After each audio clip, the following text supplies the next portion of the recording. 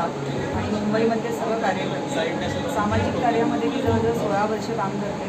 पण राष्ट्रीय अध्यक्ष इथे लोककल्याण, ग्राहक संरक्षण आणि जनकल्याण संस्था याच्यामध्ये राष्ट्रीय अध्यक्षपदावर आल्यानंतर म्हटलं पहिलं अधिवेशन आपण मुलुंडमध्ये करावं, मुंबईमध्ये करावं आणि ह्याच्यासाठी भरपूर भरघोस प्रतिसाद मला मिळालेला आहे. विदर्भ, पुणे, नाशिक सगळ्या विभागातून आमचे पदाधिकारी इथे उपलब्ध आहेत.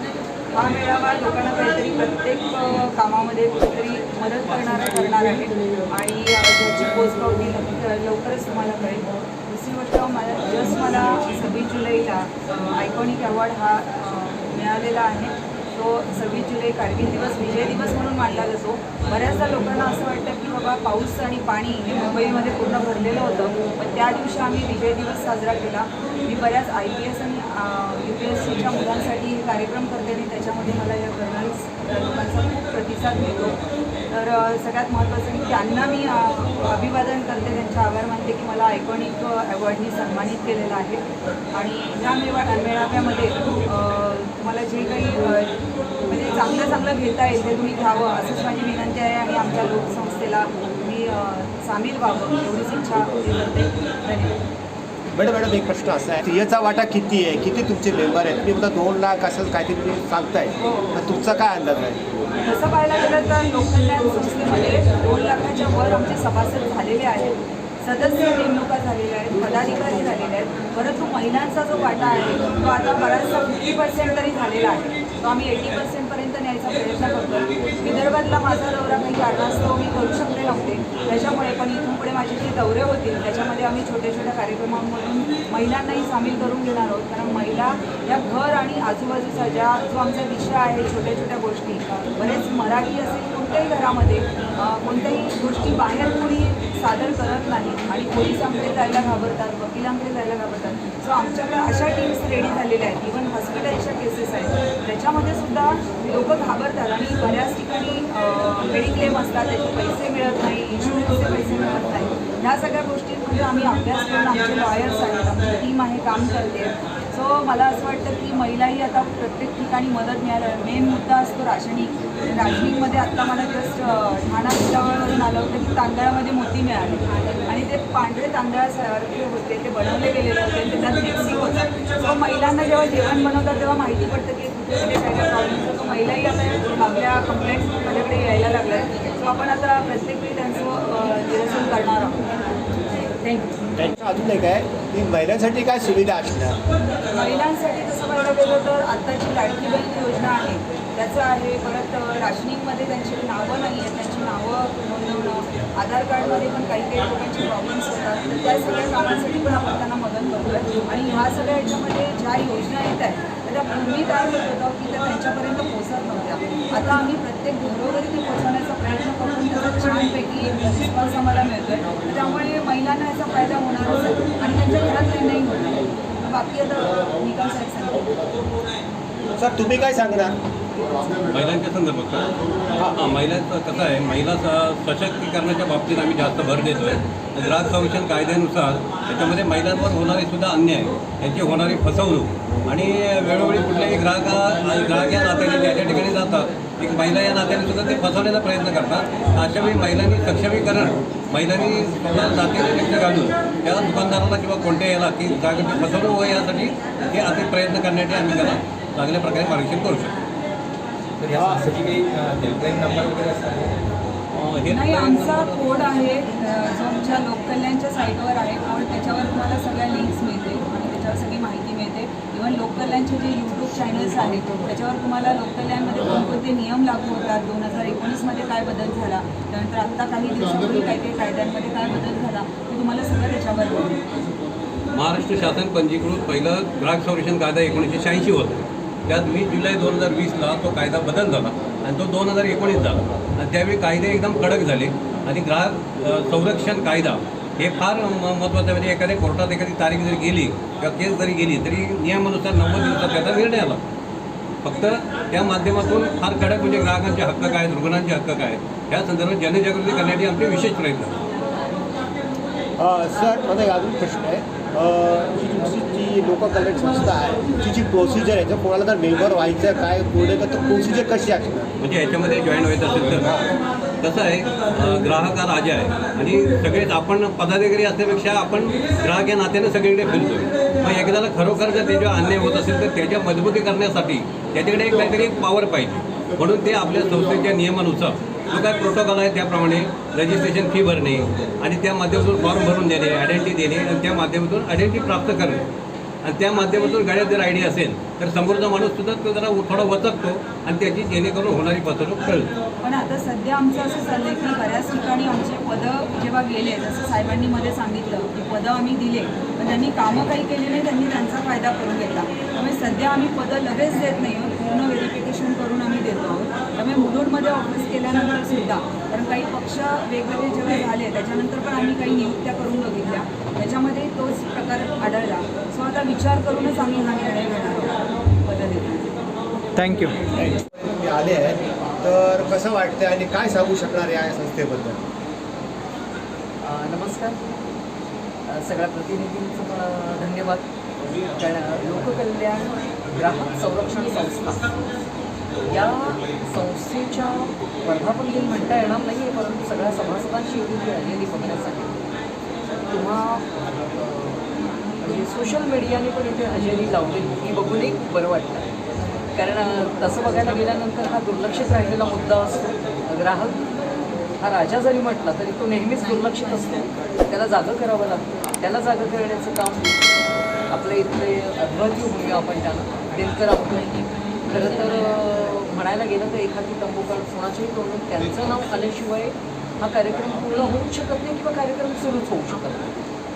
तर मुळात या माणसाचं व्यक्तिमत्वच असं आहे. कारण माझा त्यांच्याशी जो झालेला परिचय आहे तोही एका ग्राहकाच्या भूमिकेतूनच झाला आहे.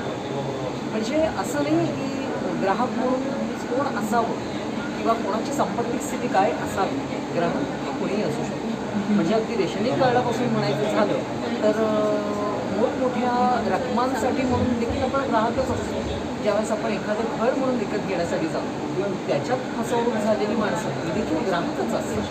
त्यामुळे ग्राहकाला आपल्या म्हणजे आपल्या सीमा काय आहेत किंवा आपले अधिकार काय आहेत किंवा आपण जे पैसे मोजतो त्याच्यासाठी म्हणून आपण कुठल्या गोष्टींसाठी बांधलेले आहेत किंवा आपल्याला जो विकणारा आहे तो कुठल्या गोष्टींसाठी बांधेल याची बऱ्याचदा कल्पना नसते. काही गोष्टींची भीड असते, काही गोष्टींचं अज्ञान असतं. तर हे अज्ञान दूर करण्यासाठी म्हणून यासारखी दुसरी संस्था नाही असं माझं पहिल्याच 5 महिन्यांमध्ये मत झालेलं आहे.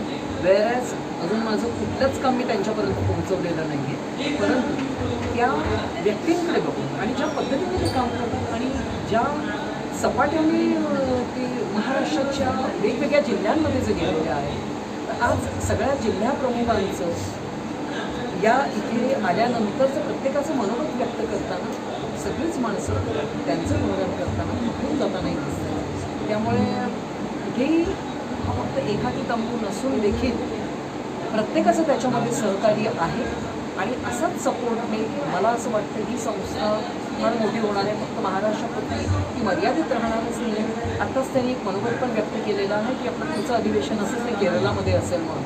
म्हणजे धाडस तरी किती बघा. संपूर्णपणे वेगळ्या भाषेमधल्या प्रदेशामध्ये जाण्याची जो माणूस तयारी दाखवतो म्हटल्यानंतर त्याच्या धाडसाचंही कौतुक करायला पाहिजे.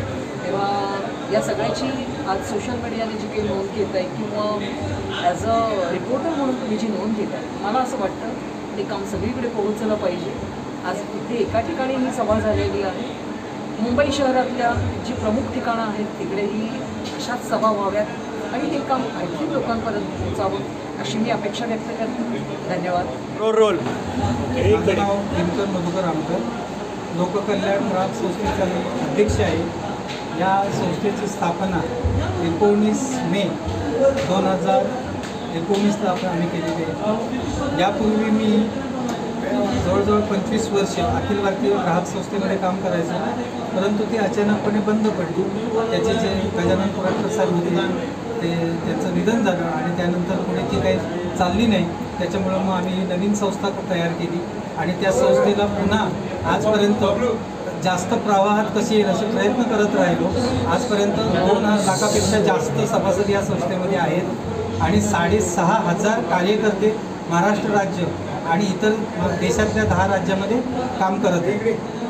आत्तापर्यंत आपण जो पाहिलेला आजचा जो समारंभ आहे किंवा कार्यक्रम आहे, हा कार्यक्रम फक्त महाराष्ट्र राज्यातले पदाधिकारी, राज्याचे पदाधिकारी आणि जिल्हा प्रमुखच्या वरचे, जिल्हा प्रमुखच्या खालचे तालुका प्रमुख वगैरे हे पदाधिकारी आजच्या याला नाही आहे. कारण का हा लिमिटेड लोकांचा कार्यक्रम ठेवलेला आहे की संस्थेला आम्हाला आता पुढे आताची जी आमची संख्या आहे, सभासद संख्या, ती डबल करायची आहे. लोकांचे जे न्यायनिवाडे निर्णय जे होत आहेत ते डबल झाले पाहिजे. ज्याचा आता ॲव्हरेज जो आहे तो वर्षाला 7,000 8,000 असा आहे, तो आम्हाला यावर्षी डबल करण्याचा आमचा मानस आहे. त्यासाठी कार्यक्रमकर्त्यांना प्रशिक्षित करणं, त्यांचं अधिवेशन एवढ्यासाठीच घेतलेलं आहे की राज्यातले सगळे कार्यकर्ते एकत्र एकमेकाला भेटतील आणि त्यांची ओळख होईल.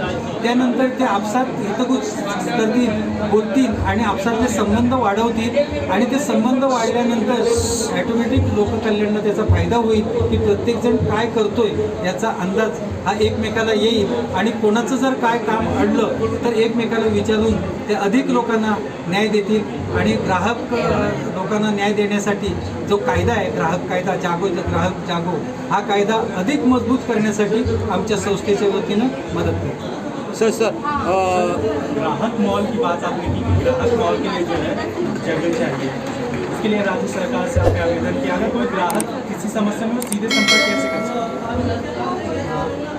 ग्राहक मॉल जो आहे वो ग्राहक मॉल का हिंदी में बोलू, ग्राहक मॉलचा जो विषय आहे तो आमच्याकडे आता आम्ही ग्राहक मॉलची परमिशन घेतलेली आहे. आम्हाला ते प्रत्येक 288 मतदारसंघात 288 मॉल करण्याचा आमचा मानस आहे. परंतु आम्हाला मुंबईमध्ये अजून जागा उपलब्ध होत नाही. मुंबईची जागा भाड्याने घेऊन लोकांना कमी दरामध्ये सगळ्या वस्तू उपलब्ध करून द्यायच्या आहेत. बाकीच्या मॉलसारखे वाढीव दर ठेवून आपल्याला त्याच्यामध्ये काम करायचं नाही आहे. आणि याच्यामध्ये आमचे जे सभासद आहेत हे आमचे पहिले ग्राहक ते आहेत की सभासदांसाठी आपण तो मॉल करू. हळूहळू तो जनतेपर्यंत जाईल, आपणच जाईल. आपण एवढे प्रयत्न करतोय की आम्हाला मुख्यमंत्र्यांनी महोदयांनी जागा उपलब्ध करून द्यावी. त्या जागेमध्ये आम्ही एक मॉल तयार करू आणि उर्वरित मॉल आम्ही तयार करू, असं मी आता ज्या व्यासपीठावरून जे उद्देशून बोललोय ते CM मुख्यमंत्र्यांपर्यंत पोचेल आणि आम्हाला त्याचा लाभ होईल अशी अपेक्षा आहे. सर किती आहे आणि तुम्ही त्यांना काय सुविधा देऊ शकता आत्ता किंवा पुढे? आतापर्यंत जो स्त्रियांचा वाटा आहे तो 30% आहे. 30 ते 33 म्हणजे आपण म्हणतो, पण 30% महिला याच्यामध्ये आजपर्यंत काम करतायत. पण याच्या पुढे अधिक जोमाने जास्त महिलांचं प्रमाण येण्याचं जास्त झालेलं आहे. आत्तासुद्धा विदर्भातून इकडे कार्यकर्त्या म्हणून 10 महिला इथे हजर आहेत. विदर्भातून एकूण 85 लोक या मिटिंगला हजर आहेत. 110 येणार होते पण गाडी अभावी काही राहिले, ट्रेनमध्ये जागा नाही मिळाली. त्याच्यामुळं महिलांचं प्रमाण नेहमीच वाढतं आहे. बरं, आणखी 50%पर्यंतचे प्रमाण कसं जाईल आणि हा कायदा खरा जो पोचायला पाहिजे तो महिलांपर्यंत पोचायला पाहिजे. कारण का खऱ्या ग्राहक आहेत त्या महिला आहेत. पुरुष मंडळी जरी खरेदी करत असल्या तरीसुद्धा इतर गोष्टी खरेदी करतात, पण महिला हा खरेदीचा खरा पाय आहे. थँक्यू.